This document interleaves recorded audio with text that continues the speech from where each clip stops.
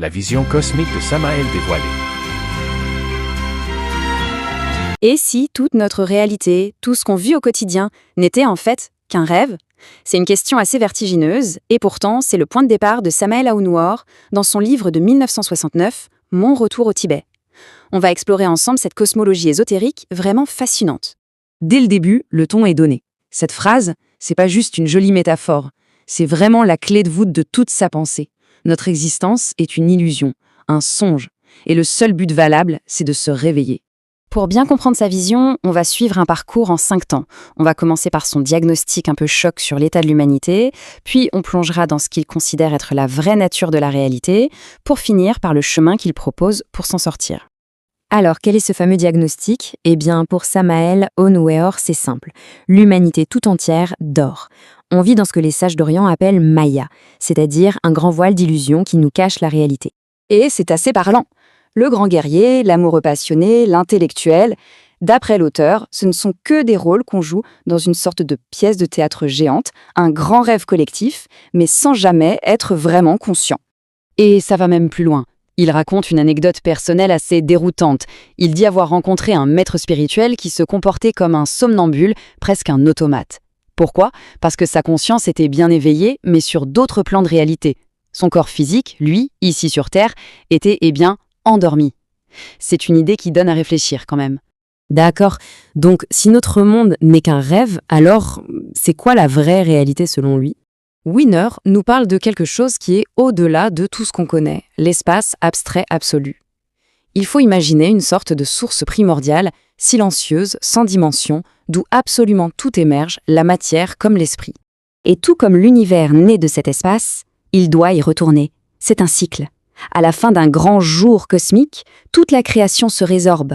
Elle retourne à cette source pour une période de repos qui dure des éternités.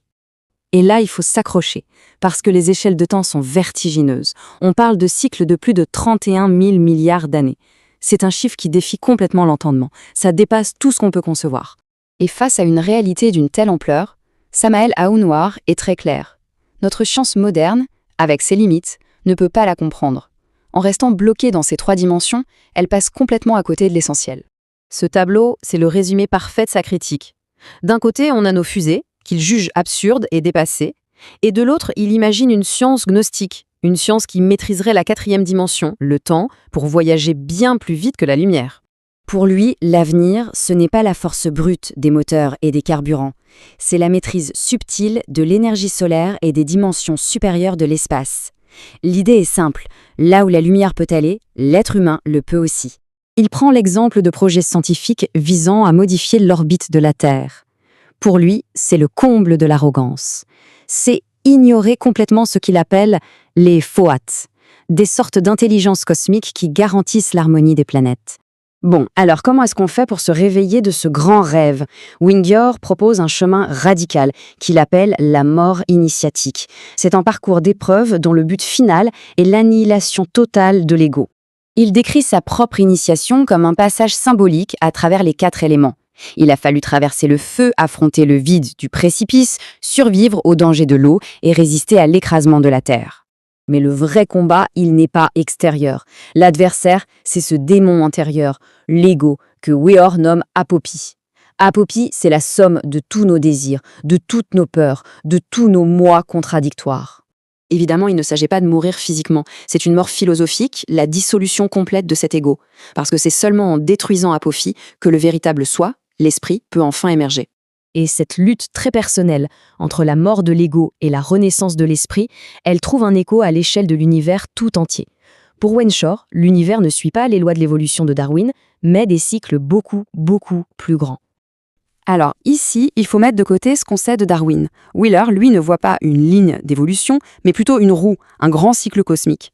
Chaque espèce évolue, atteint son point culminant, et puis elle entame le chemin inverse, ce qu'il appelle l'involution. C'est un retour progressif à son état de germe originel. Et d'après lui, cette loi s'applique à l'humanité. On serait actuellement dans une phase d'involution. Autrefois, nous aurions été des géants et nous nous dirigerions vers une taille de plus en plus réduite pour finir l'Illiputien avant la fin du cycle de la Terre. Au final, tout ce système cosmologique, aussi complexe soit-il, nous ramène sans cesse à la question du départ. Si cette vie est Abonne-toi réellement pour un rêve, éveiller ton alors esprit. qu'est-ce que ça veut dire, vraiment, de s'éveiller ?